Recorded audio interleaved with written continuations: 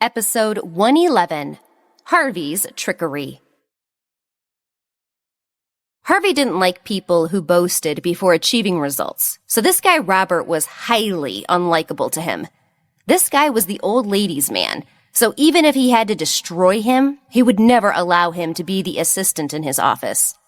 "Zach, come with me," Harvey said as he walked past Zach. "I hate that guy," he muttered under his breath. Zach smiled bitterly and said in a low voice, "Yes, I guessed that. I know how you hate arrogant people." Harvey smiled. There was a scheming look on his face. "Sure enough, you know me the best. I want him to regret his arrogance." Meanwhile, after Evelyn returned to Timothy's house, she agreed to go to the university with him. Evelyn and Timothy walked through the familiar scenes one by one. They had many memories there. Although it was not the university Evelyn attended, the memories of their shared past were much more vivid here. They had once slept side by side under one tree in the middle of the courtyard. "I carved our initials on that tree with a little something extra." Evelyn pointed at the tree and smiled. Timothy asked curiously, "What was the extra carving?" Evelyn blushed. "I'm not telling you." She could no longer bring herself to say those embarrassing things. At that time, because there was a rumor in school that the tree could grant you the perfect love match if you carved initials into it, she figured it wouldn't hurt to try. So there were many initials and confessions carved in the tree.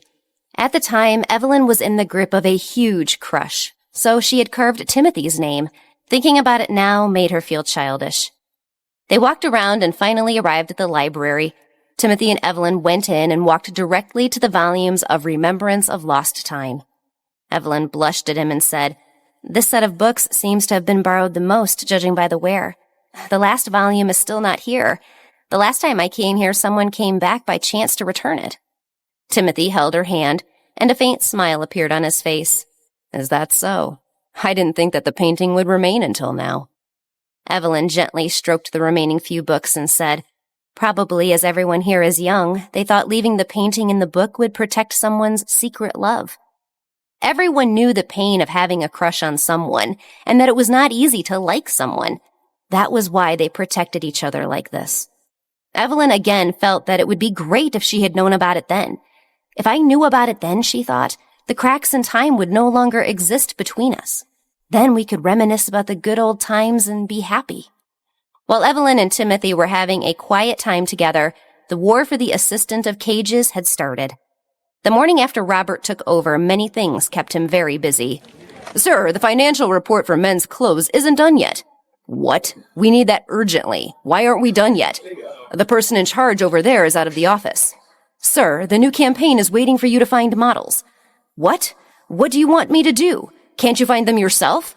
The couple we had kept fighting, and the pictures show the tension. You should go and take a look. They won't listen to us and make the corrections." There were problems everywhere. Robert was about to have lunch when another employee came over and asked, "What does the CEO want for lunch?" Robert frowned. "Do I have to worry about that?" The employee replied gently, "Yes, the previous assistant always handled this kind of thing." "Then what does the CEO usually eat?" "We don't know either, as it changes all the time. He always wants different things." Robert felt a headache coming on. Harvey was making things difficult for him. Robert had just started. How could he know Harvey's preferences? Robert was furious that he couldn't do anything about it. He had no choice but to accept his fate and choose the most common meals while hoping it would appease the CEO. He already knew that he was going to be despised. However, this was not an excuse for him to make things difficult. Alex happened to see him outside the CEO's office and asked, "Where's Zach?" Robert said unhappily, "Zach has resigned. You're Alex, the designer, right? You can come to me if you need anything." Alex glanced at him and said expressionlessly, "You're not going to be useful." "Hello?" Alex opened the door and walked into Harvey's office before Robert could respond. Robert stomped his feet in anger. Every one of them was so arrogant towards him. You wait and see if he couldn't do everything Zach could. Alex said to Harvey anxiously, "Give me Evelyn's number. I need to contact her." "Okay." Harvey took out his phone and held the phone out to Alex so he could take note of the number. "If you can't reach her, just reach out to Zach, and he can locate her for you." Alex frowned and said in confusion, "What's up with Zach? And who is that guy with the pale face outside?" Alex had just arrived at the office. He had been busy with the latest designs last night and was a little late getting up to speed. "Just give it a few days," Harvey said. "Zach will be back soon. You don't have to worry about him. Call him if you need anything. He should know what Evelyn is doing." Harvey called Evelyn as he spoke. The phone rang for a long time before Evelyn answered. She lowered her voice and asked unhappily, "You have been calling me repeatedly since yesterday. What do you want?" "Where are you now?" Harvey asked. Evelyn rolled her eyes. "I can't tell you that." Harvey raised his brows and said, "You're not really afraid that I'll come find you, are you?" "Don't worry. Alex wants to see you. Let me know where you are. Can you spare some time? He said he probably needs." Alex held up 10 fingers. He was afraid that Evelyn would be busy, so he didn't want to disturb her for long, but just needed 10 minutes to pick her brain. "1 hour is enough. It won't take too much time." Harvey glanced at Alex, but ignored his gesture. Alex's mouth twitched again. Evelyn hesitated for a moment when she heard about Alex. "Why is he looking for me?" Harvey raised his eyebrows. "You should talk to him yourself. I'm sure it will not cause you any harm." Evelyn was moved. No matter why he was looking for her, she owed Alex for his notes. The information was invaluable to her, so she could give him some of her time to hear him out. She bit her lower lip and asked, "Only an hour?" Harvey smiled cunningly. "Of course, 1 hour." Evelyn sighed and looked at the tickets in her hand. "I'm at the cinema on Graceland Road with tickets. If it's an hour, I can change my plans and meet with him at the coffee shop downstairs here. Ask Alex to come and find me." "Okay." Harvey hung up the phone and stood up. Alex looked at him warily. "What are you doing?" Harvey walked up to him and patted his shoulder meaningfully. "I didn't expect you to be so useful, Alex. Talking about modeling is the way to get to her." Alex was upset. He wanted to talk to Evelyn about models, and he hoped that everything he put together would tempt her to work with him. For example, the collection of ideas he had summarized, his direction, and the sample clothes he had designed for autumn. These were all specially prepared for Evelyn. Being the tyrant he was, Harvey agreed to let Evelyn be a model under his terms. Now that Harvey had talked to her, Alex worried that things would not happen the way he wanted. Alex walked out gloomily. Robert came back after ordering lunch and saw him coming out. Robert was about to give Harvey the finance department report, so he took the opportunity to enter the inner office. 30 seconds later, Robert caught up with Alex and asked, "Alex, did my boss go out just now? Do you know where he went?" Alex was already feeling down, and Robert could not even keep track of his CEO's movements. He was speechless, so he said angrily, "I am not the CEO's right leg. How would I know where he is going?" Alex left and Robert broke down. "Where did he disappear in the blink of an eye? This document needs to be approved this afternoon." Harvey had tricked Evelyn into telling him about her whereabouts. Would she want to meet with him when she learns about his ploy? Robert didn't know anything about Evelyn. How would he track down Harvey? Was this the first step towards his defeat?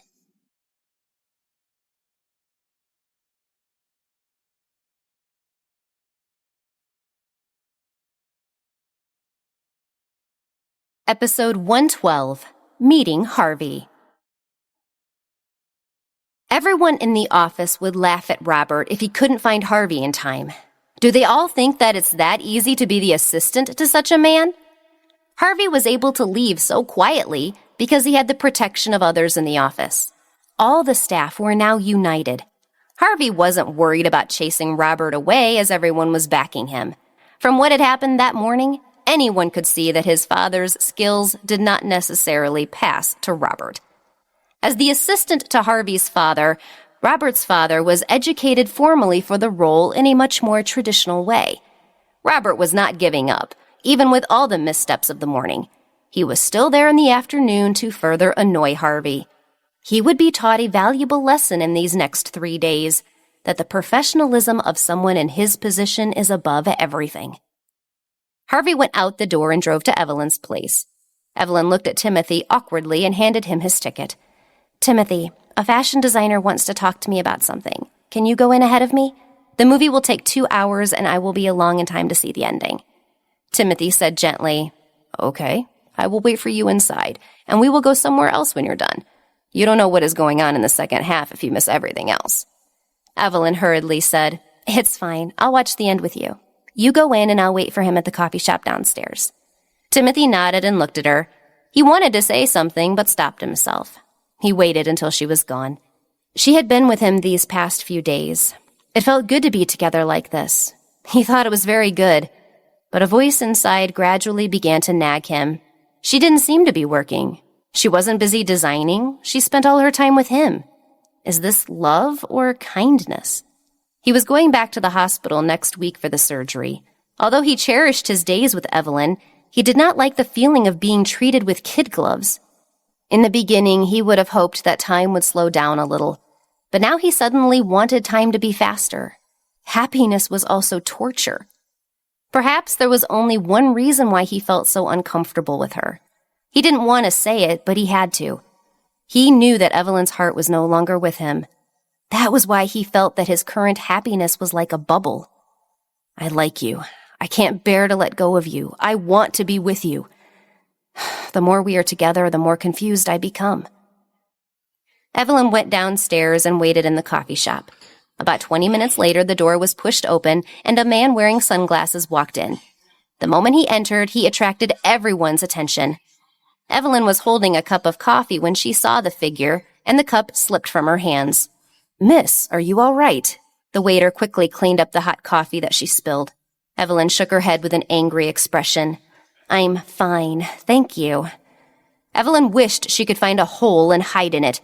Only an idiot would believe Harvey when he told her that Alex wanted to speak with her. Harvey saw her and walked over to sit opposite her. He curled his lips and said, "Why do you look so mad? Don't you want to see me?" Evelyn held her hands and stood up with a sullen face. "Since Alex isn't coming, I have nothing to talk about. I'm leaving." Harvey smiled.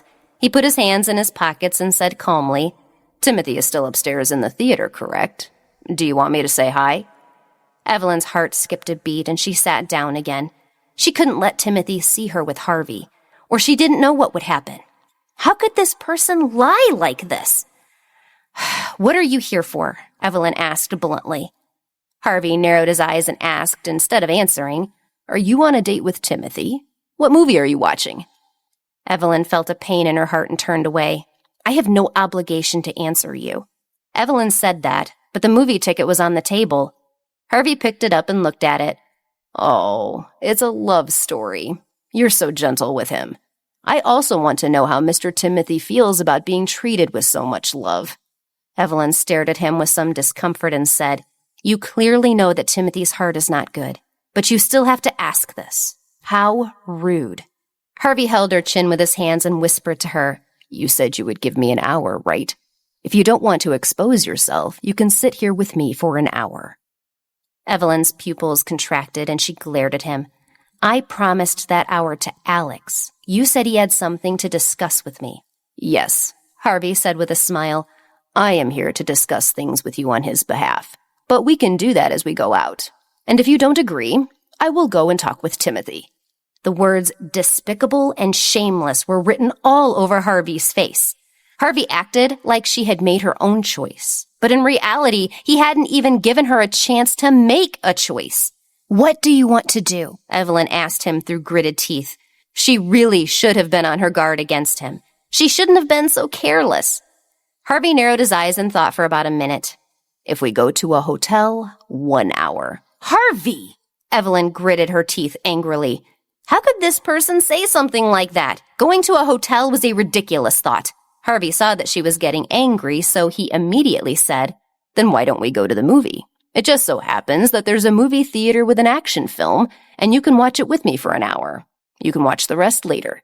Evelyn was about to let out a loud sigh when she heard him say this. She was slightly relieved as he did not make things difficult for her. Timothy was also in the same building. What if he left his movie to follow Evelyn and found him with Harvey instead of the designer she told him about? Episode 113, A Quandary. After hesitating for a moment, Evelyn nodded. "All right, I will go with you, but you have to promise me that you will not disturb Timothy and me in the future." "What you are saying is very hurtful," Harvey said unhappily. Evelyn held her coffee cup and said, "I went to the hospital yesterday. I don't have much time left with him as he's going to the hospital next week. Although you helped find a doctor and arrange the heart, the risk is still very high." Harvey saw the sad look in her eyes. Even though he was a little angry, he still reached out his hand and rubbed her hand gently. Life and death are determined by fate. Wealth and nobility are determined by our birth. These things cannot be forced. Evelyn was stunned and blinked. Was this man comforting her? Evelyn blushed and avoided his hand, muttering softly, "If you are so reasonable, then don't come and cause trouble." Hey, I heard you. Don't be ungrateful. Let's go, Harvey said as he took Evelyn to the movie theater across from the coffee shop. Luke was in the neighborhood surveying a few places for an upcoming event. In an instant, he saw Harvey and a woman together. That woman's figure was very similar to Evelyn's. It can't be possible. It had been a while since he last saw her, and he wondered how she was doing, or if Mark was still wary of him. Luke wanted to see her. "Mayor, do you want to be a roadblock here?" Thomas spoke up, drawing his attention away from the pair. Luke sat in the back seat of the car and said, "Sometimes I think you might get cancer of the mouth from the things you decide to spit out." Thomas turned his eyes away and said, "I'm glad there is no such disease. I just contacted Cage's assistant, as we had discussed earlier, to tell him about the Chamber of Commerce's recruitment. I don't know what the CEO of Cage is thinking, but he has changed his assistant. Maybe they're so busy that he needs additional help." Luke said, "Thomas, this is why you can't be more than an assistant.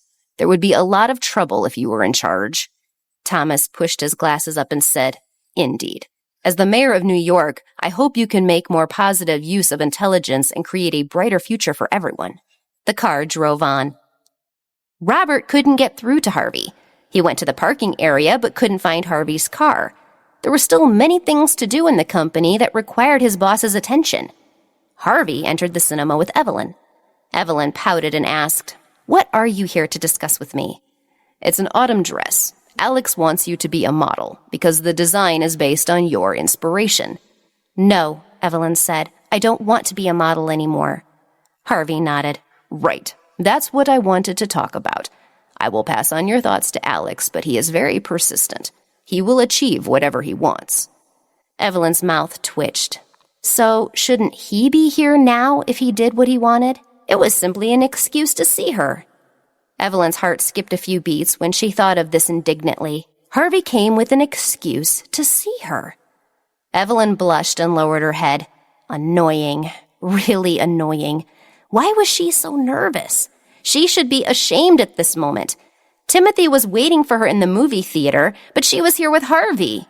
She has been falling into an abyss of self-loathing lately. When they entered the theater, the movie had already started. Even though they had bought tickets different from Timothy's movie, this one had also started a while ago.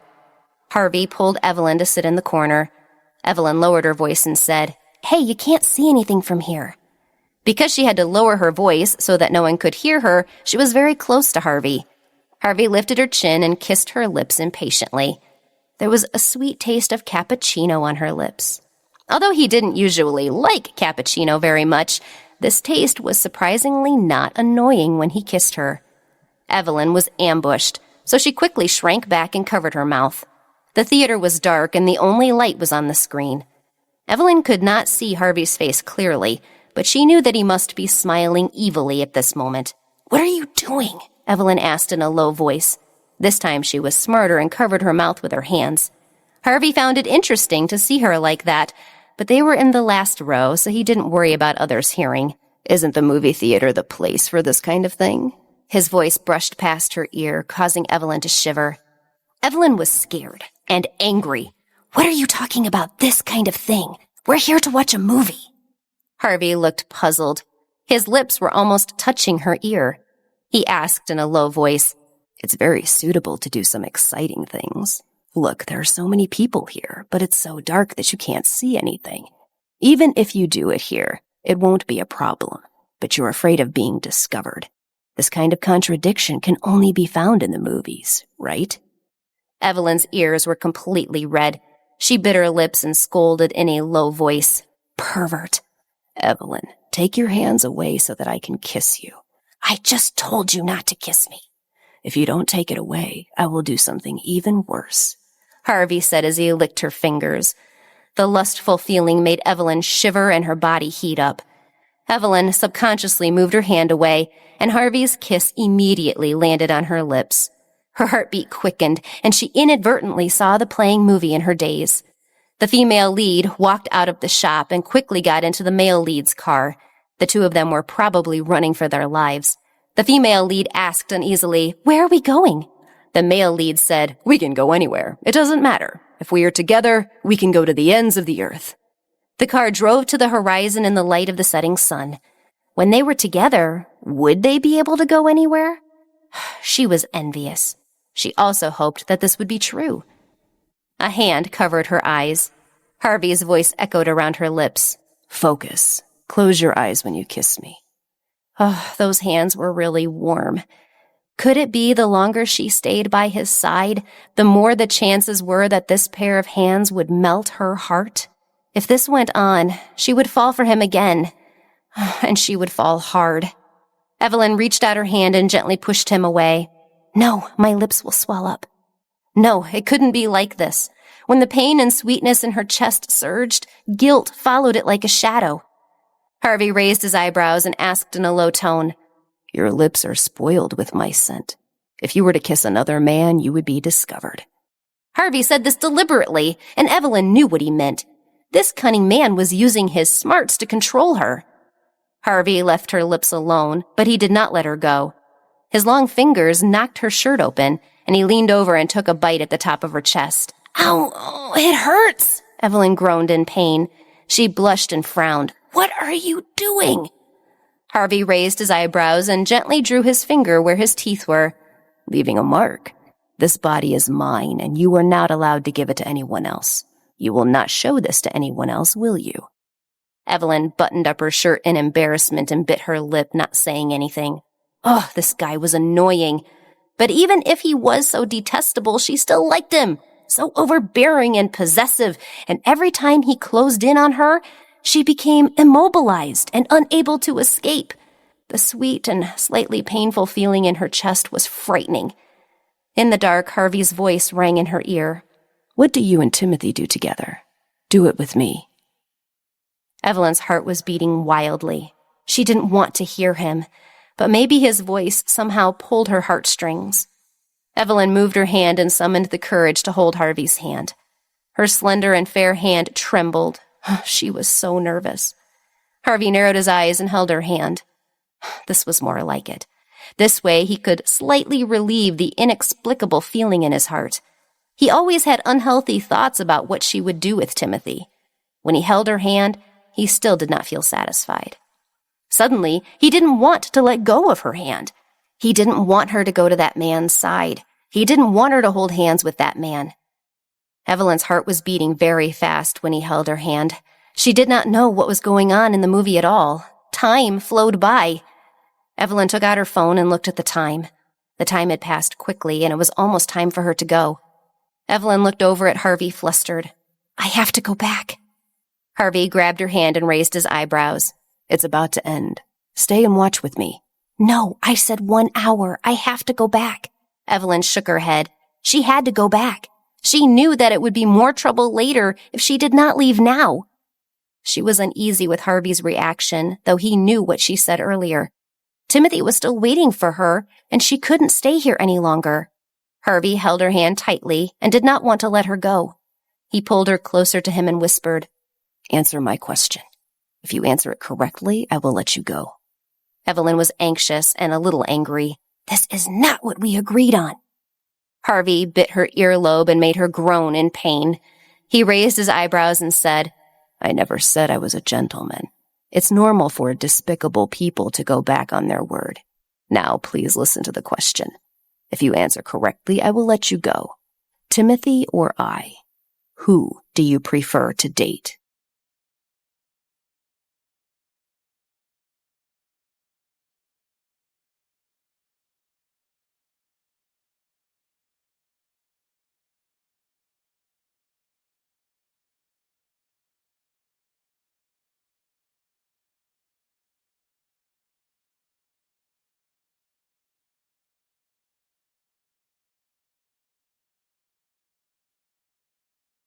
Episode 114, An Illusion.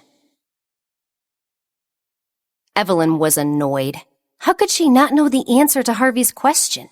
She didn't want to say it out loud. She felt that it would be a complete betrayal if she said it out loud. According to Harvey, though, if she didn't tell him, he wouldn't let her go. She had to go. Timothy was still waiting for her. Evelyn gritted her teeth, feeling a bit resentful.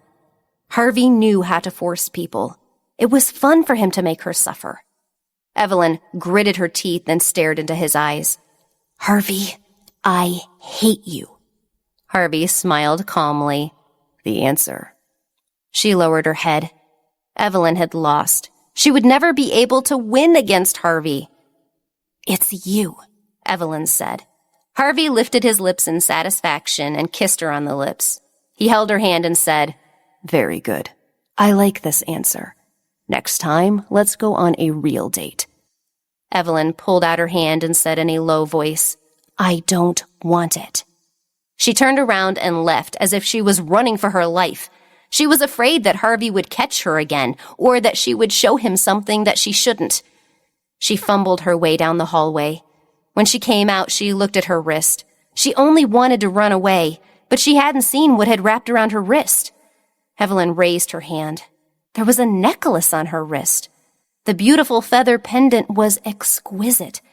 Evelyn's heart was beating wildly. This was what he had planned to give her in the library. Evelyn looked back at the theater with complicated feelings. "Harvey, what am I to do with you?" Evelyn quietly walked into Timothy's theater and sat down next to him. When Timothy saw her return, he lowered his voice and said, "Is everything taken care of?" Evelyn lowered her head in embarrassment and did not dare to look into his eyes. She softly said, "We talked about what we needed to discuss." Timothy nodded but didn't say anything else. The theater was very quiet. There was still an hour left in the 2-hour movie. Evelyn tried her best to focus as her hand covered Timothy's hand. Evelyn's small hand trembled slightly. She was sitting on the left side, and her left hand was in Timothy's, the hand he had never held before. Her right hand was in her pocket, with Harvey's necklace. Timothy held her left hand, and her right hand felt like Harvey was still holding it. Evelyn felt like she was hallucinating. Timothy leaned over and whispered, "Evelyn, the female lead's face is really small. She looks a little like you." Evelyn blinked her eyes. On her right, Harvey seemed to have come towards her as well. Harvey said, "Evelyn, can I kiss you?" It was an illusion. Evelyn knew that it was an illusion, but her heart started to beat faster. Evelyn's mind fell into an even deeper level of torment. If it was possible, she would split her heart into two. One part she would gladly give to Timothy, who was deeply in love with her, and the tiny other part was for the man she wanted to chase after. She wanted to. She wanted to chase. Even if he was toying with her, even if he was tormenting her, even if he might not have meant it at all, she knew that love was irresistible. The movie was The Great Gatsby, and tears flowed out of her eyes. The despicable, timid heroine Daisy betrayed the hero Gatsby, afraid of losing her money and everything, and made the hero her scapegoat. The male lead was waiting for her to call.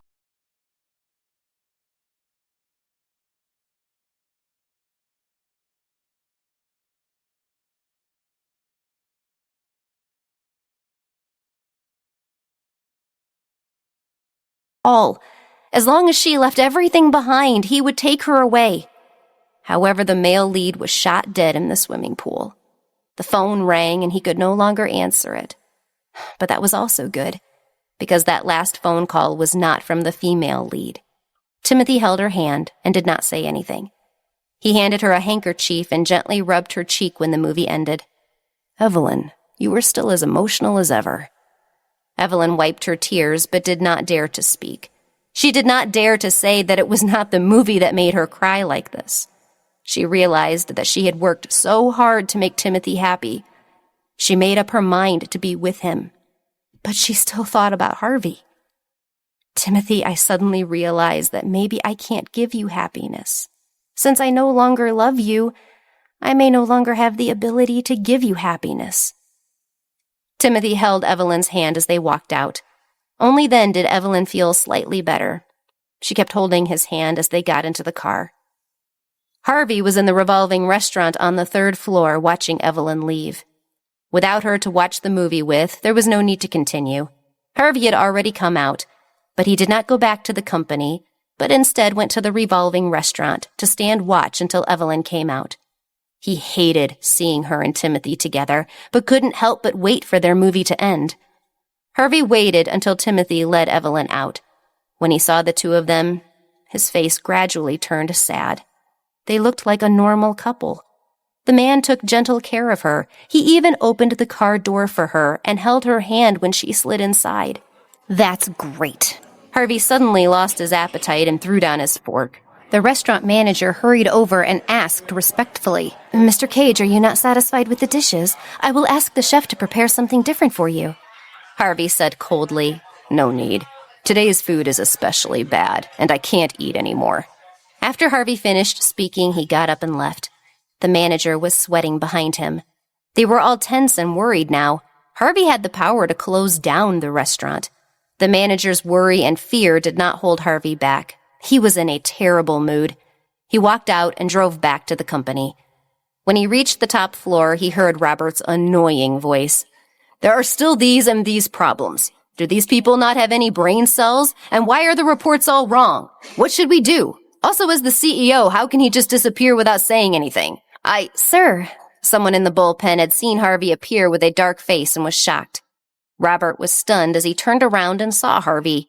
He felt sheepish and whispered, "Sir, you're back."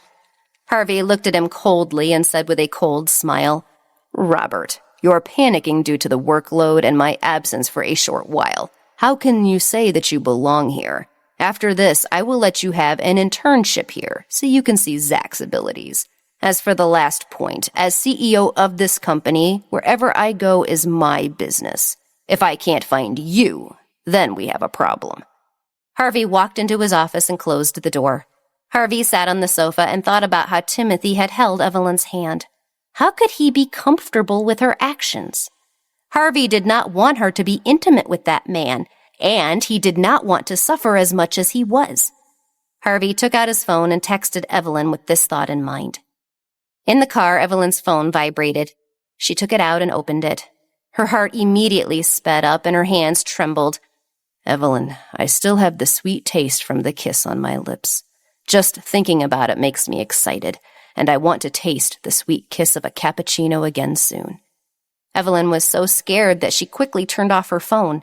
Timothy saw her crazy look and asked, "What happened?" Evelyn smiled and said, "It's nothing. It's just someone harassing me. The designer from before asked me to be his model. I rejected him, and he doesn't seem to give up." "The designer is the one from Clock?" Yes. "I remember he was the designer you liked very much."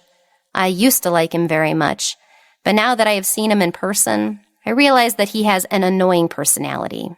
I don't like him despite his clothing being my favorite." Evelyn placed her hands on her knees and sat in an indescribable position. Timothy opened his mouth but didn't say what he wanted to say. He still smiled gently with his brown eyes and said instead, "I think the advertisement last time was lovely. You should consider modeling again." There was no need to care about his feelings at all. He was not that sensitive, Timothy thought. She was so nervous because Clock was the brand of the Cage Group. She must have thought of Harvey, so she was tense. She was avoiding Harvey because of him. But in fact, Harvey never left the two of them. He stood in the middle of them all the time, creating a gap that was always there, no matter how close he was to her. He could not enter her heart. "No, I am not going to be a model anymore. I've always wanted to be a designer." Evelyn turned to Timothy and smiled. She quickly changed the topic. "By the way, let's go to the professor's house later. What do we need to bring?" Timothy followed Evelyn's lead and naturally changed the topic. As expected, she did mind talking about anything remotely related to Harvey. Timothy felt a slight emotional pain, but he forcefully suppressed it. He wanted to see more of her smiling face. He wanted to follow her lead and enjoy the time he had. That was what he was thinking now. Almost at the same time, Cindy met Mark at a coffee shop. Mark's face was gloomy. Cindy saw him and said unhappily, "I'm very busy. Why did you ask me to meet you?"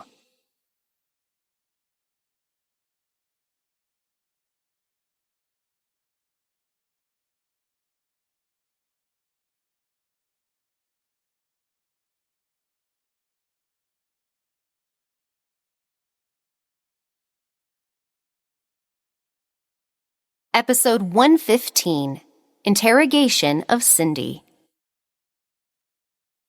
Mark said coldly to Cindy, "What has my sister been doing lately? Is she well?" Cindy frowned. "What's wrong? You still haven't answered your sister's call? Are you for real? Your sister is concerned about you. Why are you making such a childish fuss by not answering her phone calls?" Cindy was almost speechless. Mark was a grown-up, yet he still couldn't accept his sister having a boyfriend. Just what was his deal? Mark was a little impatient. He did not pick up Evelyn's phone firstly because he feared losing control and doing something to her. Second, it was because he was injured. If Evelyn wanted to meet him, he would be in trouble.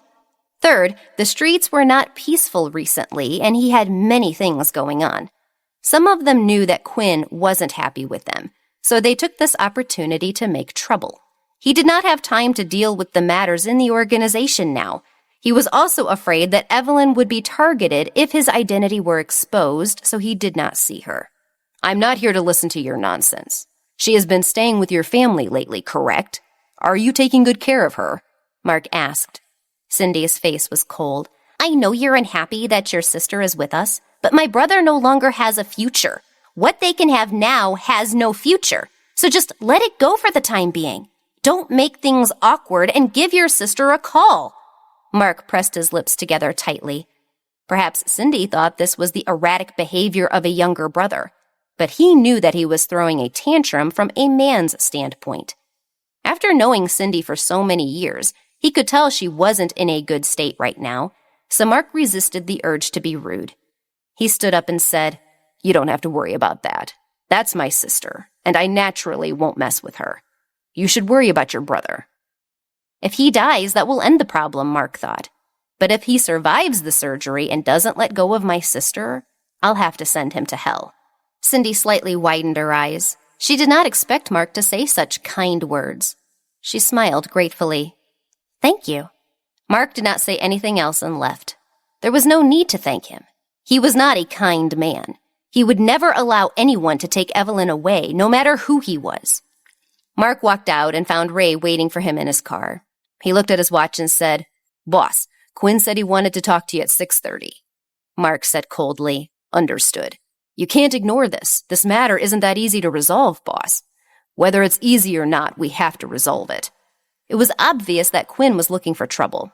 He was unwilling to give up after failing to negotiate the last time. This time, he wanted to use the same method again. 6:30, Mark said.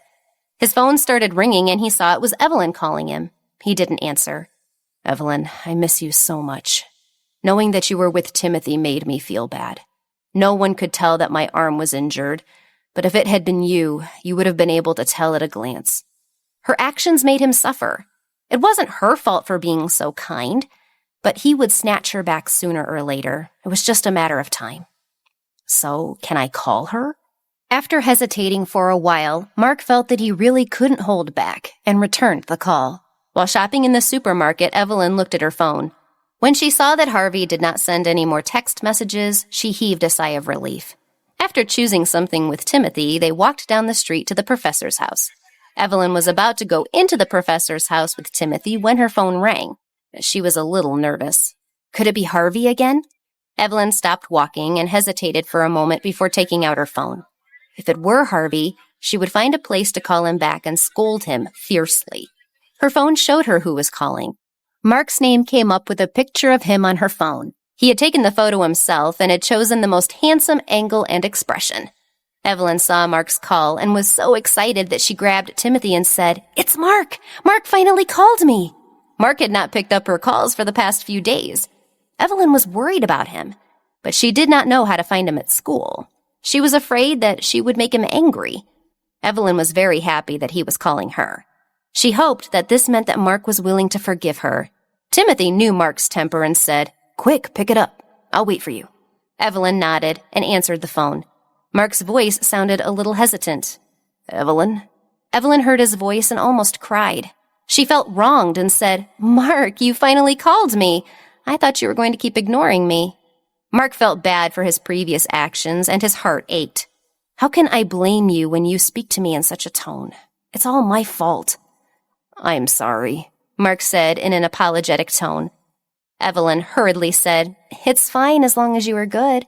By the way, when will you be back home? I will cook something for you." Mart felt a pang in his heart. After a moment of silence, he said, "I'll be back on Friday. Also, no matter what, always remember that I like you the most, and that will never change." When Evelyn heard Mark's words, she was so touched that she covered her mouth and said with a trembling voice, "Me too, Mark. No matter how old I get, you will always be the most important person to me." Mark hung up after saying goodbye. She could finally breathe a sigh of relief regarding her brother. Mark called her because he was worried about her. He compromised because he loved her and didn't want to make things difficult for her. His love was always different from hers. In the car, Mark could not help but mock himself. As a man in his position, he should not be distracted by any woman. His words would surely cause a lot of criticism. He didn't know how many people would want to find this woman to get to him.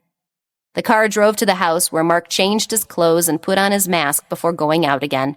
Ray looked at him with a troubled look before he got in the car and said, "I don't know if it was because Quinn released the news that we have been tracking the people who wanted to assassinate you. You and Quinn seem to be on bad terms. It seems like the rumors are getting out of hand. What should we do?" Mark adjusted the watch on his wrist and said coldly, "We found someone to do it. I cannot participate as it could be in Quinn's territory. Especially this time, we cannot be thought to be weak. You and Crystal take the lead. If the boss says so, we will do it efficiently." Ray smiled with excitement. He was not afraid. The reason why he sought Mark's opinion was for the sake of the organization. Though Mark was worthy of being the man he wanted to follow, he did not want to compromise with this world. He liked Mark's arrogance and fearlessness. In the private room, Quinn was also waiting for this stubborn opponent. "Come on, kid. Let's see if you've got the guts."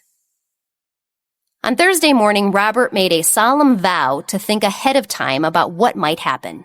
Today, there was a very important meeting between the mayor and his boss at 3 o'clock. But it didn't matter. He was already completely prepared. He proudly took out his phone and looked at the red dot. Robert almost threw his head back and laughed. This time, Harvey wouldn't be able to escape, nor would he be able to disappear and make things difficult for him, because he had installed a tracking device in Harvey's car. Robert could now find him wherever he went and see how he disappeared. As for the matters in the company, Robert was smart enough to assign other employees to manage a few tasks while he exercised his leadership skills. He was confident, and he believed that he would be able to hold the position as the CEO's assistant. But then something happened that he would never have expected. Episode 116, Harvey Searching for the Truth. Standing in the empty CEO's office, the red dot in Robert's phone kept flashing, indicating that Harvey was on his way, but he still did not arrive at 9 a.m. The dot disappeared shortly after that. Robert's face darkened. Robert went down to the parking area, and he located Harvey's car, but there was no one in the car. A note on the window bore Harvey's flamboyant handwriting. "Robert, it seems you like hide-and-seek very much, so I accept the challenge. Please find me before the meeting in the afternoon, or you will bear all the consequences." "This bastard! Who wants to play hide-and-seek with him?" Robert broke down. The man was such a dull and childish guy. He had never heard of this before for someone at his level. If this meeting didn't go well, the mayor would regard him as a useless piece of trash. Robert took out his phone and called upstairs to see who might pick it up. The employee who answered heard Robert's voice roar over the device. "Everyone stop what you're doing. Gather a search team. We must find our boss before 3 o'clock this afternoon." It's so relaxing. If it were all up to Robert, we would be in a mess by now. Harvey was sitting at Evelyn's house watching TV. He was unusually relaxed. It all went back to 4 a.m. when he had awakened Evelyn. In the face of Evelyn gnashing her teeth, he calmly made his request. Even though Evelyn was extremely unwilling, Harvey still asked where the spare key was. He still felt a little regretful. If he could see Evelyn in person, he might have kidnapped her. At that moment, the phone rang. Evelyn spat out, "Harvey, I don't care why you have to stay at my house. You are not allowed to enter my room." Harvey raised his eyebrows. "But I'm not going to do anything. I just want to go in and sleep."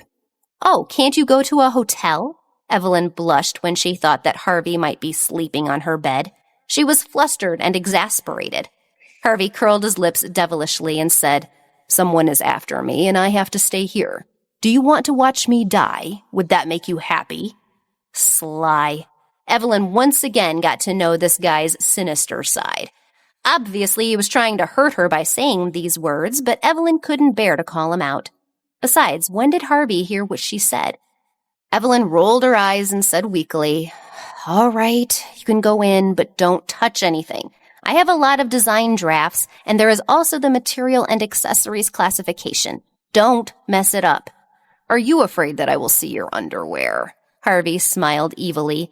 There was a pause for 3 seconds before she let out an exasperated roar. "Pervert! Get out and sleep on the street!" Then she hung up. Harvey raised his eyebrows and tilted his head proudly. It was already too late. When he entered the room, the first thing he did was tour her bedroom and find her underwear.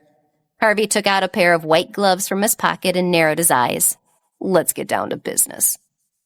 After putting on his shoes, Harvey walked to Mark's room. Today's plan was to kill 2 birds with 1 stone. Ridding himself of Robert was something that he had to do, and finding the problem with Evelyn's brother was also something he wanted to do. This younger brother had too many secrets. He wasn't an ordinary person.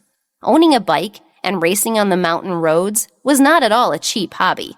His family definitely could not afford it. Although Mark's arm was injured that night, he was very calm.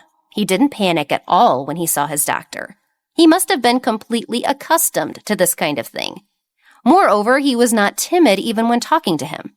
He was more mature and calm than the typical 21-year-old boy. Therefore, Harvey felt that this Mark lived a completely different life, one that Evelyn had no idea about. He must have been in the upper class for a long time. He had a good education in etiquette, and he had learned it somewhere. He was very physically fit. Certainly, he trained regularly. He had a rich source of income and probably owned his house. However, he had never seen Mark in any business situation, let alone the government. He was still very young. There were almost no legitimate businesses for such a young man to make a lot of money. There was only one conclusion. Either Mark was a spy or into some shady stuff. Harvey entered Mark's room and started to go through the space. It was a very ordinary room and didn't look like there would be any clues, but Harvey decided to try it. He searched the entire room and found nothing suspicious. There were a few figurines in the room, some bobbleheads, posters of some rock bands, some comic books, and even a few different types of magazines. It looked like the typical room of a young man, but the Mark that Harvey had met was not the person that this room represented. This young man had even deceived his own sister. This was the kind of careful disguise done by someone who did criminal work. For example, an assassin. But he was not an assassin. Harvey felt that he could confirm that he was the man in charge of the Hamilton group. That would be a frightening revelation. Even if Harvey managed to confirm it, he would never tell Evelyn. After circling the room again, Harvey took out a photo album.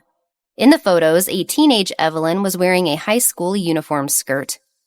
"You look even younger than now," Harvey said. In the photo, Mark looked like an adorable boy. He was very close to his sister, which made Harvey unhappy. They were siblings, not a couple. Why did they take so many photos? He'd always wanted to know what Evelyn looked like when she was young. When she was a child, wasn't she cute with baby fat? He found another photo album. There were no childhood photos. After flipping through a few albums, Harvey frowned. There was no clue as to what was wrong here.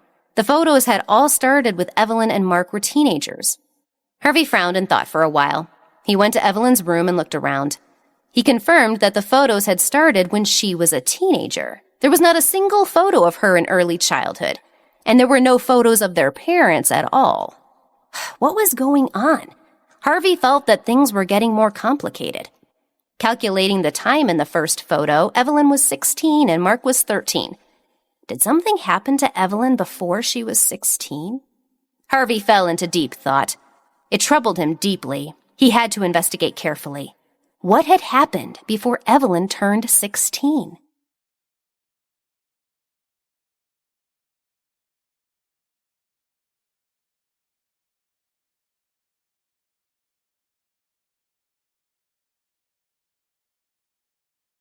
Episode 117, Robert Calls for Help. While Harvey was thinking over the matter of Evelyn and her brother, Robert was going crazy. Robert had sent many people to look for Harvey. They had searched everywhere they could, but they still couldn't find him. He also tortured all the employees he came across, and everyone was getting impatient. Someone said, "Why don't we call Zach and ask him for help?" "Zach! I'm the senior assistant now," Robert said angrily. The employees went silent, looking at him without expression. Those eyes were openly doubting his abilities. No, how was that possible? His boss often disappeared. In the past, even if it was an emergency, the man's disappearance had nothing to do with them. They were the lower employees of the company. There was so much to be done, yet everyone had to go out and look for the CEO. What kind of thing was this? After Robert lost his temper, he saw everyone staring at him in silence. The coldness and distrust he felt made him panic. Robert was complaining about Harvey's irresponsible behavior. He fiddled with his glasses and ran a hand over his sweat-soaked forehead. Suddenly, someone said coldly, "I'm sorry, Robert. I have a lot of work to do today, and I can't help you look for the boss." As soon as he spoke, the others expressed that they had work to do too. Robert intended to berate them. There were so many people in the room that he couldn't yell at all of them. He could only watch as they returned to their cabins. Robert was so nervous his mouth was dry. As time passed, he couldn't find a single clue where Harvey might be. At 1 o'clock, Robert finally broke down. He hid in the CEO's office and dialed the number Zach had given him. When the phone rang, Zach had finished making the salad and given it to Raquel.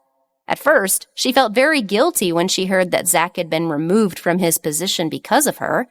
However, Zach comforted her and said he would be back very soon. She always believed what Zach said, so she let it go and stayed beside him. Naturally, Raquel was enjoying her freedom and being with Zach. Since the matter of Robert replacing Zach had yet to be settled, Leonard could not act rashly. The phone suddenly rang. Zach saw the caller ID and curled his lips. He looked at Raquel and said, "Harvey has tortured this newcomer quite badly. He's calling me for help." Raquel hooked her arms around his neck and hung on him. She kissed his lips and said in a sweet voice, "Of course. When we were young, my brother and I called him the Demon King of Wickedness. No one dared to provoke him." In the past, whenever some ignorant people in school offended Harvey, he would make sure that they had a terrible day. Zach kissed her back and said, "Okay, let's go eat salad. I need to get to work afterward." Raquel licked her lips and said, "If I let you go to work now, I want to taste you tonight." Zach's heart skipped a beat. If Harvey was the Demon King of Wickedness, Raquel must be a sexy little devil. Zach put on a calm facade and picked up the phone. "Hello, this is Zach." Raquel peeked at Zach as she ate the salad on the other side of the table. She felt that the tone Zach used in his work was sexy. She wanted him to call her name in the same voice in bed the next time. Oh, she was naughty for thinking about this kind of thing. Raquel's face turned red. She might not realize when she was seducing others, but she felt her face redden when she fantasized. "I'm going to the office. I'll be back tonight," Zach told her after he hung up the phone. He bent to his side to kiss her hair before going to change his clothes. Raquel waited for him to finish changing before asking, "What do you want to eat tonight?" Zach adjusted his tie and was about to speak when he thought of Raquel's terrible cooking. He smiled and said, "How about you just snack on me?" "Okay," Raquel replied happily. She ran in front of him to help straighten his tie. Zach's heart raced as he watched her working on his tie. Raquel finished and raised her head to look at Zach affectionately. Her cherry lips slightly pouted as she said sweetly, "Hubby, take care." There was a loud explosion in his brain, as if someone had dropped a bomb. Zach felt his mind and thoughts go completely blank at the word hubby. He grabbed Raquel's waist and leaned in to kiss her lips deeply. He blushed. I'm going out." After Zach finished speaking, he walked out the door. Zach, who usually was perfect in all actions, nearly tripped as he staggered out of the house. Raquel covered her mouth in the room and squatted down to stop the laughter. "Oh no, it's so cute. He is so adorable that I can't stand it. This new version of Zach melts my heart." Outside, Zach got into the car. The warmth on his face was still there. He desired to marry her and have her call him that every day. The thought was so strong that he had to force himself to concentrate on anything else. Zach put a blank expression on his face when he arrived at the company. He took a deep breath and entered the main lobby. The people passing by were all very happy to see him. Zach started working as he walked. Zach greeted everyone, answered questions, and kept himself calm. On the way to the top floor, Zach saw Robert walking toward him. He did not hesitate to greet him and said, "Zach, as the former assistant, you have to come help me find CEO Cage. Thank you for agreeing to help." Zach was not going to argue with him. He pushed his glasses up on his nose and asked, "When did he disappear? When did you realize he was gone? Did he leave any messages?" "Yeah, I tracked his car and his last location was at the parking lot, but I lost him after that," Robert said. He was interrupted by Zach. Zach looked at him coldly and asked, "Did you install a tracker on his car?" Robert nodded and said, "Yes, he went missing yesterday. To prevent him from doing so again, I placed a tracker on his car." "Are you kidding me? You must be stupid if you don't realize he would have found it and taken it as a chance to play with you. He skipped work on purpose." Robert felt insulted by Zach's words. He clenched his fists and said, "How can this be my fault? It's that man's fault, and he should not be a source of trouble for everyone. It's his fault alone." "I'll teach you what to do from now on as the assistant of a man like Harvey. Pay attention, and you will understand that this is not a simple job." Zach pushed his glasses up coldly. The steady look in his eyes made Robert swallow all the complaints he wished to speak. Zach's gaze was so intimidating he couldn't refute him. After Zach finished speaking, he walked toward the bullpen in the middle of the office. Zach stood in front of the door and said, "Everyone, gather." As soon as he appeared, everyone stood up excitedly and came to see him. "Zach, you're back! We are saved!" Zach looked around and said calmly, "Don't speak like a pouty child. You guys are working for the most powerful man in the Cage Company. Even if he doesn't show up for an entire day, you should keep your morale high and keep everything moving forward. Believe in your ability. Also, remember that the company does not advocate working overtime, so work efficiently to finish before your ending time. Do you understand?" "Understood." "All right, let's divide the priorities and audit work," Zach said. Everyone gathered and reported their work. Robert stood at the side and watched as the office looked utterly different. He ground his teeth but did not say anything. Robert did not want to admit that Zach was good at what he did. He stood at the side and divided the work according to each employee's strengths. Those who got the work did not complain, but were happy to contribute to the tasks. In just 10 minutes, the office that was a mess before had become orderly. After talking with the employees, Zach turned to Robert. "Come with me to the conference room. You said there's a meeting with the mayor today, correct?" "Yes." Robert suddenly felt nervous and followed Zach into the conference room. The people in the offices looked at each other and said unhappily, "Zach, why are you helping Robert? Just let him make a big mistake and leave." "You're right," said another. "If I were Robert, I wouldn't have the face to stay here and continue to do such a lousy job. I would accept that my ability is limited and I am not capable enough for that role." "Exactly." Zach looked at his watch as he glanced around the conference room and said, "There's still more than an hour left. Call and book the St. Roland restaurant for 7 o'clock tonight." Robert frowned. "Why are you making a reservation for a restaurant?" Zach said coldly, "If you can't find Harvey in half an hour, you should call the mayor before he leaves and tell him that Harvey wants to change the time to dinner with him. The mayor has just arrived in New York City and hasn't had a good meal with our CEO yet, so he wants to let him taste the food of the famous St. Roland restaurant in the city." Robert had nothing to say. He just nodded and called to make a reservation. Zach said, "He won't go far, so we need to contact anyone who might be with him or who might know of a place he would go."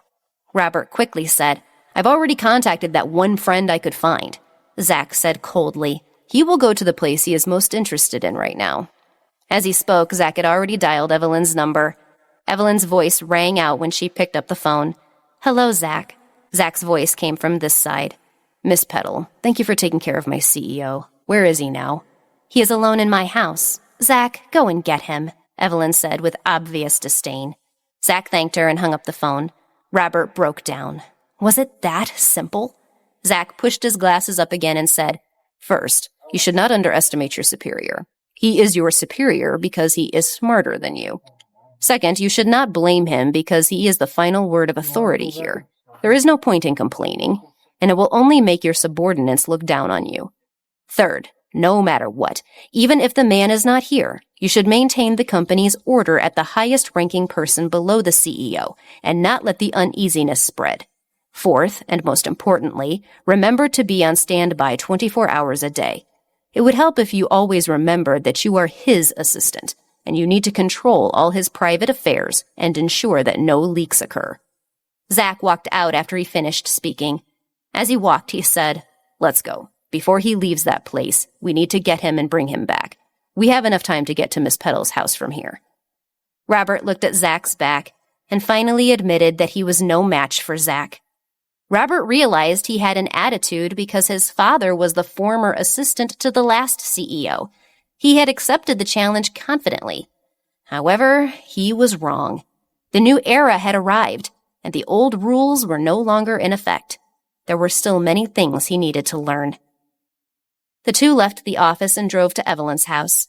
Zach knocked on the door, and sure enough, it was Harvey who opened it. He looked at Zach calmly as he curled his lips and said, "Zach, your instincts are better than a dog." Zach replied, "Harvey, please don't give us any trouble. Let's go. It's almost time for your meeting with the mayor. Your clothes are ready, and I will share all the information in the car." Harvey walked out and went downstairs. He saw Robert standing there. Robert frowned deeply when he saw Harvey and said, "I have troubled you for the past few days. I realize my ignorance and stupidity. I admit defeat." Harvey narrowed his eyes and raised his eyebrows. "Really? You are ready to leave?" Robert nodded. "Yes, but I will still set this role as my future goal. Next time, when I'm fully prepared, I will come back for a fair interview.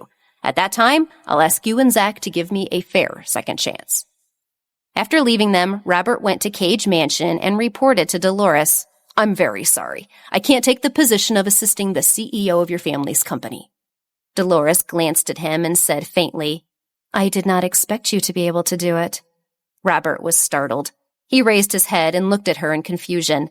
The older woman glanced at him and said, "Your father always asked me to give you a chance. In his eyes, his intuition was never wrong, so he was very confident in you. However, some things are not as simple as having confidence." Robert finally understood. Although Zach had gotten involved with Miss Raquel, which gave Robert the chance to take up the position, his father had also used his position to call in a favor. His abilities were insufficient. Perhaps everyone saw it but him and his father. Robert lowered his head in shame. "I'm very sorry. I'm also ashamed of my father's stubbornness and overconfidence." Dolores nodded and said, "You're not rotten wood that can't be carved. Work hard. You are still young, and there will always be a place for you in the future." "Yes, thank you for your advice," Robert said. As Robert was about to leave, the older lady pursed her lips and asked, "I want to know where you found Harvey today."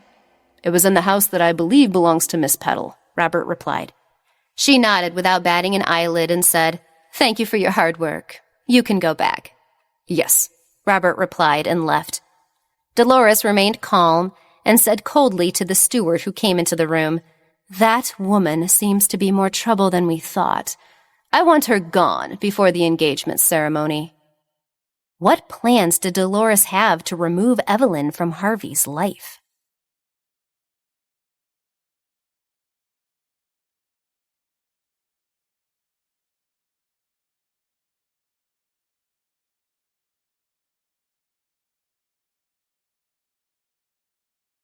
Episode 118, At the Restaurant. The steward gave a slight head bob as he understood what Dolores meant and said, "Yes, madam." He had helped find solutions for other situations for the family before. He thought about it and asked, "What about Raquel?" Dolores coldly said, "After Harvey and Zach are successfully engaged to the partners we have chosen, pick a suitable family and force Raquel to marry. I will tell Leonard not to worry." "Yes, madam." Dolores sipped her tea, once again calm.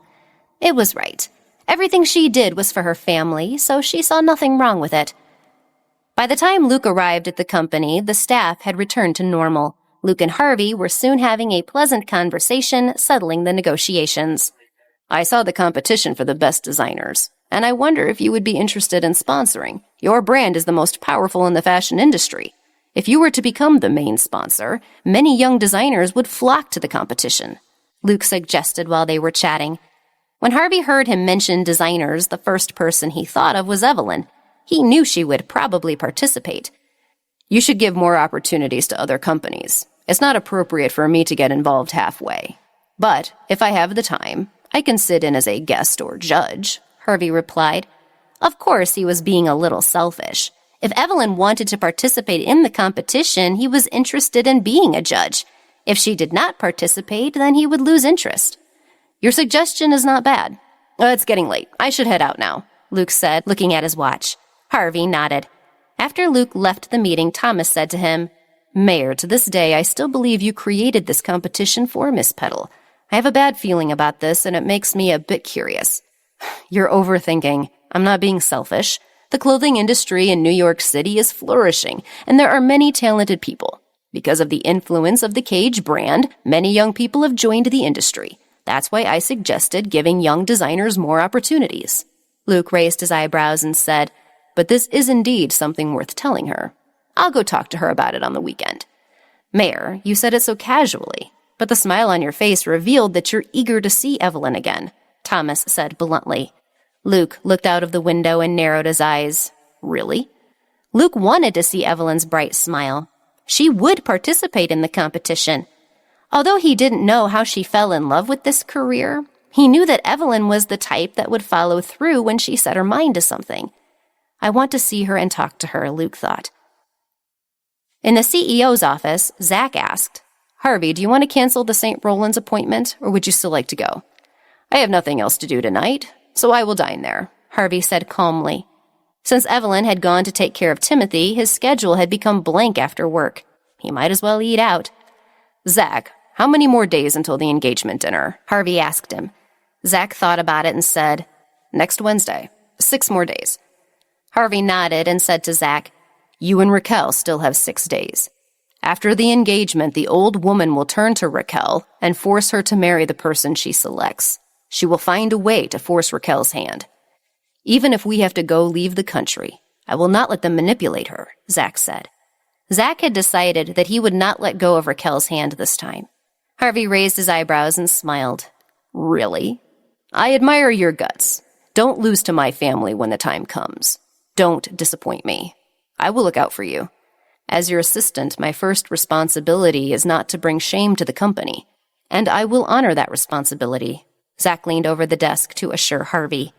He wasn't sure what the future held. He wasn't sure if he and Raquel would have a fairy tale ending. But he was sure of one thing. He would love Raquel forever. Today he loved her more than yesterday, and tomorrow he would love her more than today. He and she would walk down this path together. Seeing Zach's determination, Harvey suddenly felt a little envious. He had never been so stubborn as to love a person, to be willing to give up everything for that person. He had always been overly rational and had never cared for a person enough to risk everything. He couldn't help but wonder what kind of crazy, unbearable feeling that must be. At 6 o'clock in the evening, the sky was already gray. Evelyn, who had spent the whole day at Timothy's house with his family and parents, left the house with Timothy. The driver saw the two of them. Timothy looked at Evelyn and smiled. "My parents like you." Evelyn tugged at her hair nervously and said, "I always felt that they were very easy to get along with." Thinking about Timothy's mother's questions about their marriage, Evelyn blushed in embarrassment. Timothy held her hand and said, "Let's not talk about them anymore. Next is our date." Evelyn blinked. "Aren't we going straight back home?" Timothy winked at her and said, "The night has just begun." Evelyn's heart skipped a beat. When she returned to the house, she found that people were already waiting there. She was pulled into another room to do her hair, put on makeup, and change her clothes. Half an hour later, Evelyn appeared in a beautiful, white, knee-length dress, looking like an angel. Timothy stood in front of the stairs on the first floor wearing a blue and white striped suit. He extended his hand to her and said, "Milady, let's go." Evelyn held his arm and asked nervously in a small voice, "Where are we going?" Timothy smiled. "Let's go eat." With that, Timothy brought Evelyn back to the car. They drove down an unfamiliar street, and when the car stopped, she could not recognize their destination. After getting out of the car, Evelyn looked up and saw the sign of St. Roland. Timothy leaned over and whispered, "The food here is delicious. I've always wanted to bring you here for a date." Evelyn looked at it and knew it was costly here. She wanted to say something, but fell silent again. Timothy would be disappointed if she said it was expensive and didn't want to go. After all, he had brought her here on purpose. Evelyn smiled and said, "If it doesn't taste good, I want a refund." Timothy's thin lips curled into a charming smile. "I'm certain you will be satisfied." The two of them walked up to the top floor. Timothy had made a reservation, so the waiter took them right in. Evelyn listened to Timothy talk about the restaurant and did not see Harvey sitting in a different area from them. Harvey recognized her and Timothy at first glance. The waiter next to him was shocked when Harvey closed the menu hard. He looked at Harvey's angry face and asked carefully, "Mr. Cage, is the food on the menu not to your taste? Why don't you order some custom? We have ordered the kitchen to prepare anything you request." Harvey's eyes were not on him at all. He said coldly, "Goose liver and lamb chops. You can go." The waiter hurriedly nodded. "Yes, sir, I understand." The waiter hurried away, relieved, as he believed the trouble had been averted. He would need to take special care of this man, or he would be in trouble. After Harvey finished ordering his meal, he looked at Evelyn with an ugly expression. Would he be able to keep his anger in control, or in a fit of rage, do something rash? Episode 119. Being with you is a torture. Harvey hadn't expected to see Evelyn here. The way she was talking and laughing with Timothy made him furious. To Harvey, she looked like she was trying hard to please that man. Evelyn was a master at changing to fit the situation. What's so amusing about Timothy? Harvey's face was dark and his insides were burning. Evelyn was chatting with Timothy on the other side of the restaurant when Timothy's phone rang. As he picked up the phone, Evelyn's phone rang as well. Seeing that it was Harvey's number, Evelyn ignored the call. Harvey could only watch from afar as she refused to take his call. His eyes widened in anger. Damn it, she wouldn't even answer the phone. Harvey continued to glare at Evelyn. Evelyn took out her phone and frowned. She bit her lip and looked at Timothy, who had walked off to take his call. She quickly picked up the phone and growled, "Don't call me anymore." She hung up before Harvey could say anything and turned off the phone. Harvey was utterly enraged. This damned woman! Timothy had already finished his call.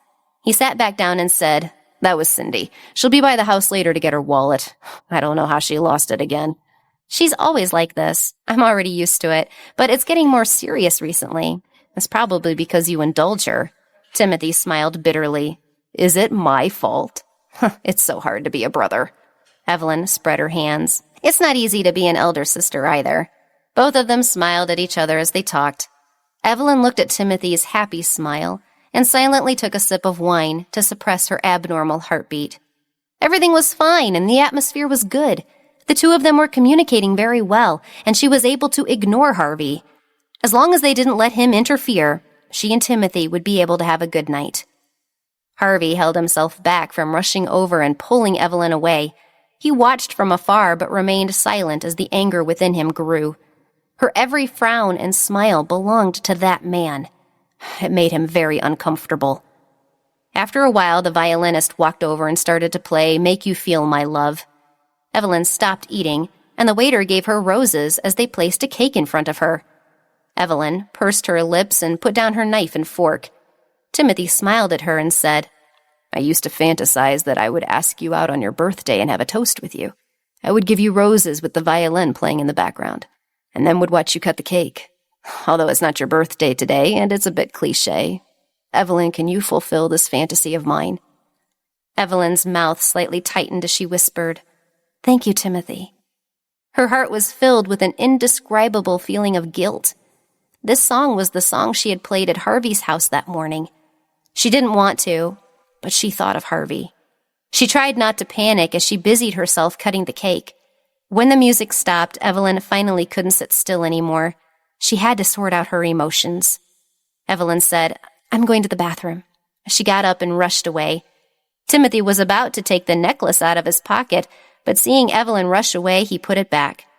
Almost simultaneously, Harvey got up from his seat and followed behind Evelyn. Evelyn's heart was a mess. On the way to the bathroom, she tried her best to adjust her breathing. Timothy had done so many things for her, and she could not afford to be distracted by some small coincidence. Perhaps it was because she had drunk some wine, but Evelyn felt dizzy and her cheeks burned. Evelyn opened the first stall and entered, but someone pulled the door open before she could close it behind herself. Evelyn was shocked and was about to scream when she saw the person standing there. She tried to take a few steps back. "Harvey? Why are you here?" Harvey looked at her with a dark expression. He didn't answer her question at all. He stepped forward and held her waist, then kissed her lips harshly. Evelyn struggled, but she was pressed against the tile wall. His hand bent down to her waist and tugged at her skirt.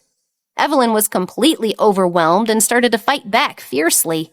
Timothy was in the restaurant. What was this man trying to do?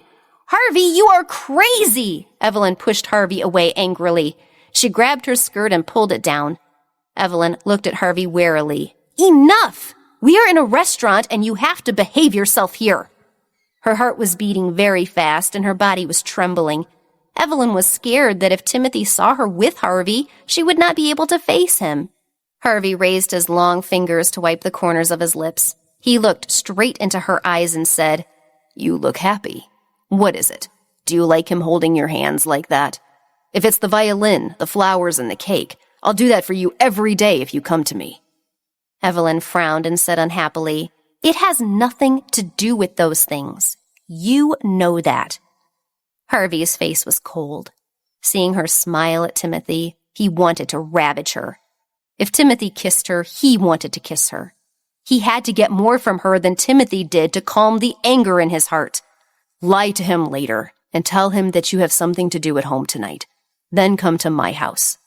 Harvey leaned close to Evelyn.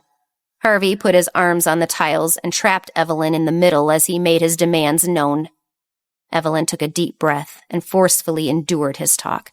She said faintly, "Impossible. Quickly move aside. I want to go back."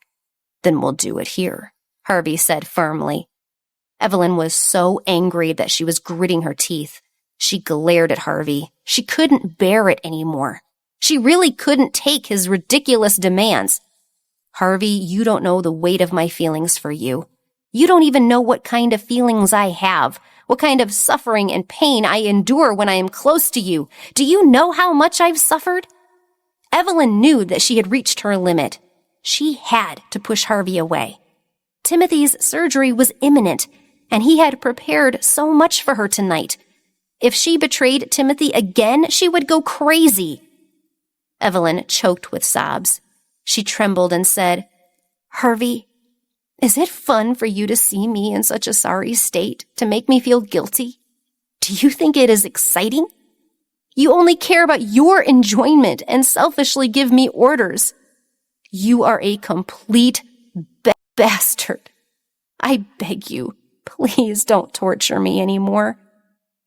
Harvey's body trembled. He lowered his head and looked at her slim, shaking body. A strange feeling welled up, and his stone-like heart felt a slight pain. "In your eyes, being with me is torture?" Harvey asked in a deep voice. Evelyn bit her lower lip and said, "Yes, it is torture. It only makes me feel pain." It's not like that, she thought. I know deep down inside I'm afraid, so I'm saying these things, hoping to get rid of you as soon as possible. I don't want to betray you anymore. I don't want that wicked sweetness and the heaviness of guilt. Harvey did not think Evelyn would say something like this. So what did he mean by doing all this?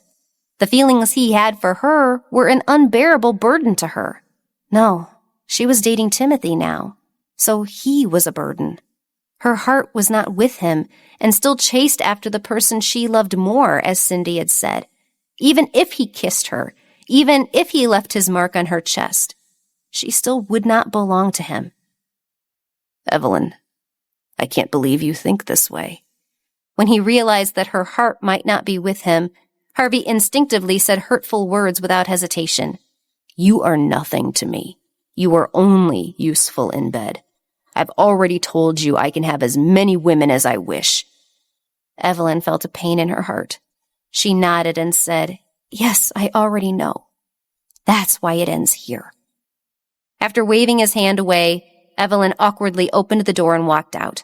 She had to hold back her tears and not show any signs of pain. She was the one who forced Harvey to say those harsh words, but in the end, she started to feel sad again. Seeing Evelyn pull the door and step out, Harvey's feet suddenly moved. "Stop, stop, stop," he was screaming in his mind as he rushed up behind her and hugged Evelyn. Evelyn was stunned. Harvey hugged her tightly and whispered, "I am the one who started it. What right do you have to say it's over? As long as I do not say it is over, you are my woman." His voice shook Evelyn at the core and left her completely stunned. She was at a loss as to what to do. What could she do to push him away? Evelyn was lost in her thoughts when suddenly a slap echoed through the washroom. Episode 120, Getting Engaged. Cindy was trembling with anger, and her breathing had become erratic. Her palm was burning from the slap, and she felt pain transmitting from her palm to her heart. Why?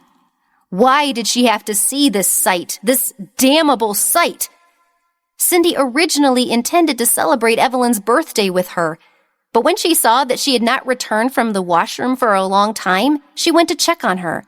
She did not expect to see her and Harvey together in the washroom stall that had not been closed.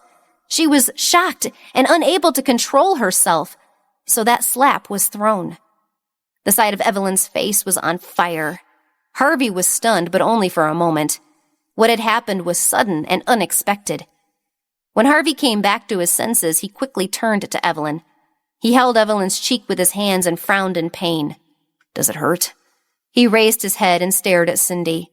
Harvey gnashed his teeth in anger. "You crazy woman! Who allowed you to hit her?" Harvey was furious. Even though he had been angry with Evelyn, he still could not bear to hit her. Cindy had slapped her.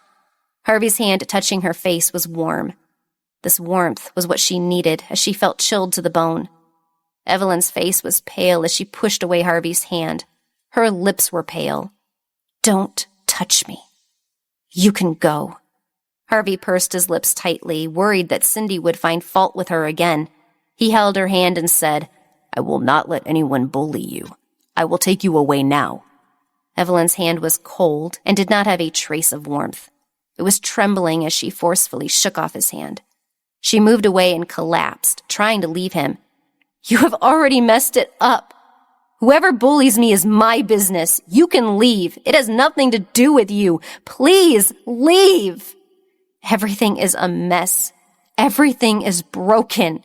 Harvey, before I met you, I was not such a selfish woman. Why did you make me such an embarrassment?" Harvey pressed his lips together and clenched his hands into fists. Once again, she had rejected him.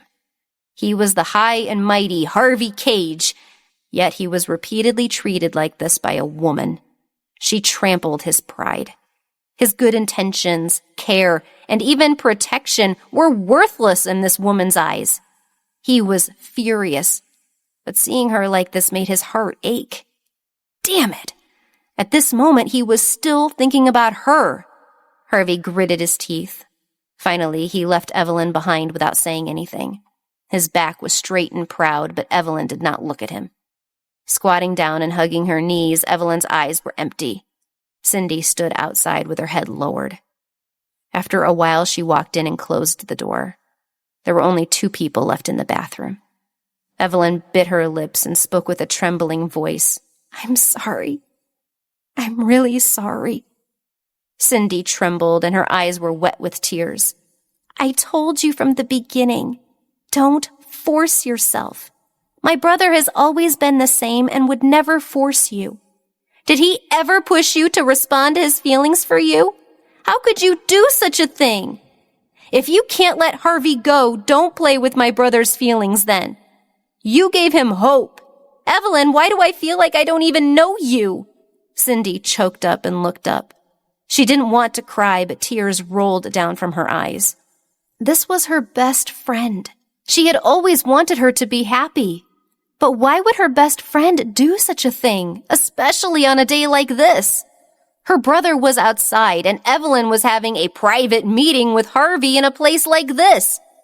Tears fell from Evelyn's eyes. She couldn't explain it, and she couldn't say that Harvey forced her to do this because she still longed for Harvey in her heart. Shameful and lamentable, she couldn't let go of Harvey. She had already betrayed Timothy. Evelyn covered her mouth and painfully muttered, "Cindy, I'm so sorry."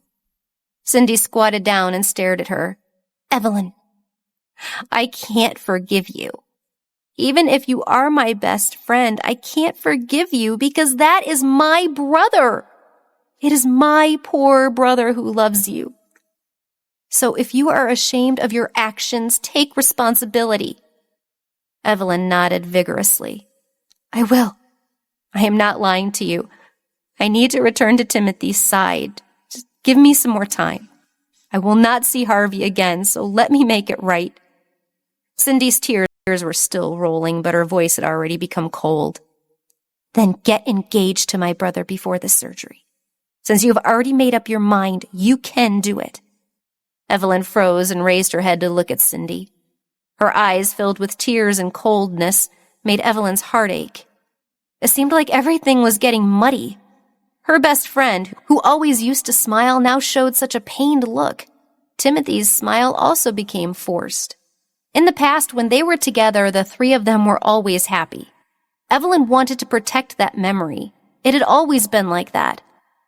But now she realized that she was the one who destroyed everything with her own hands.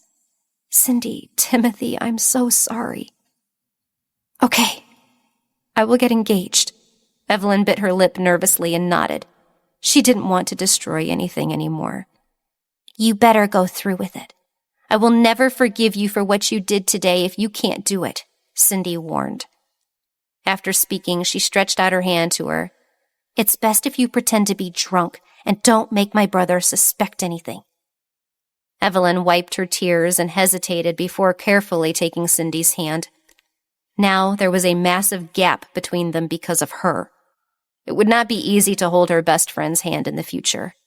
Evelyn did not dare to think about it anymore. Timothy was already there. Cindy helped Evelyn walk out, startling Timothy. He hurriedly took Evelyn from Cindy and asked, "What happened?" "Evelyn's a little drunk. Luckily, I met her in the bathroom. Otherwise, she would have slept there. Let's go. I'll take you guys back." Timothy supported Evelyn and nodded with a smile. "All right. Evelyn really can't handle her drink." Cindy drove while Timothy and Evelyn sat in the back seat on the way to the house. Evelyn's eyes were closed, but she could not sleep at all. She felt a slight chill on her neck. Evelyn felt Timothy put a necklace around her neck. She heard Timothy whispering, "Evelyn, this is the birthday present I owe you. Although it is already very late, I still want to thank you for coming to my side."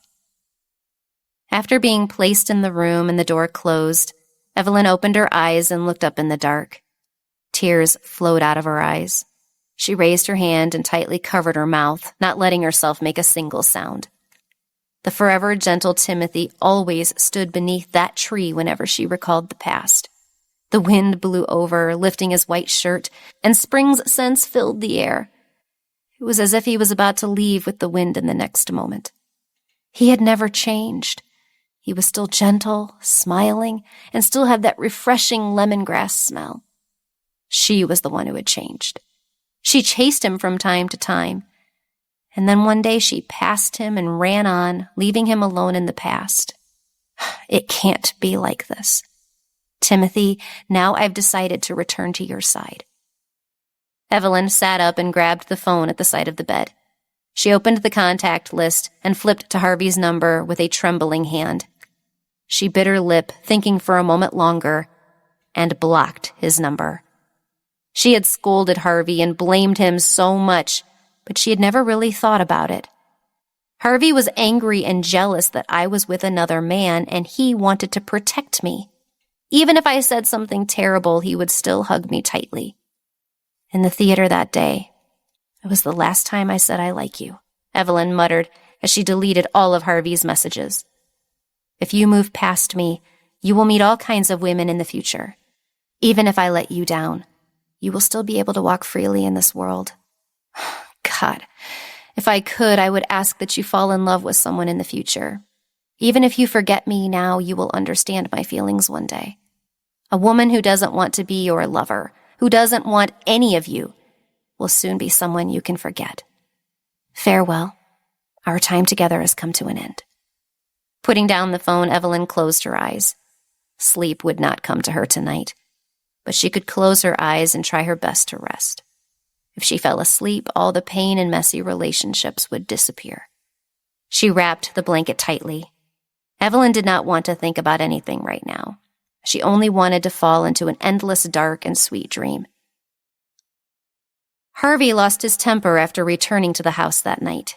He kicked the expensive antique vase mercilessly to the ground. The maids in the house were all frightened. No one knew what had happened, but they knew that he was in a bad temper tonight. He was not someone to be trifled with. He went upstairs into his bedroom. Damn it! Damn it! He was enraged beyond reason. What was Evelyn doing? She had such a loving smile toward Timothy, but endless complaints about him. Was it all his fault? He wanted to get her, so he attacked. What was wrong with that? Besides, he had already tried his best not to cause trouble for Timothy. What else did she want? No other woman in New York City would dare to treat him like this. She was looking for his wrath. He would buy her house and raise it to build a playground if she provoked him, leaving her homeless. He would force Timothy's company to go bankrupt if she cared about him so much, and then she would have to beg for mercy. Harvey thought for a while. You don't know what's good for you. He was so angry that he gnashed his teeth and cursed. Harvey was so furious he did not even bother to change his clothes and went to bed. In the end, he didn't come up with any good ideas to deal with Evelyn. Just before he closed his eyes, a strange voice came out of his heart. Did he make her suffer a lot? He immediately suppressed the thought. Harvey stubbornly thought, how could he possibly let her suffer? She was the only one who could enjoy this pleasure. It was a terrible day. The next day, Timothy was back in the hospital. When Timothy was in the room talking to his parents alone, Cindy and Evelyn stood in the hallway. When she was with Timothy, the two of them still looked like good friends, but Cindy no longer had a smile on her face when they were in private. Evelyn didn't know what to say. The two of them stood in front of the window. After a while, Evelyn mustered her courage to speak to Cindy, but Cindy turned around and walked away. Evelyn leaned against the wall and her shoulders slumped. She was going to talk about the engagement. After thinking about it all night, she had decided to buy a ring and hoped Cindy would help. But Cindy did not seem to want to talk to her. What did Cindy think of her now? Was she an evil woman, a dirty woman? Evelyn felt uncomfortable and closed her eyes. She only had one good friend.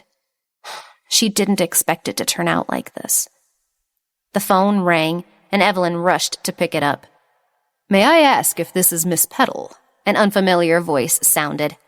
Evelyn said with some hesitation, "Yes, this is Evelyn Petal. May I ask who is calling?"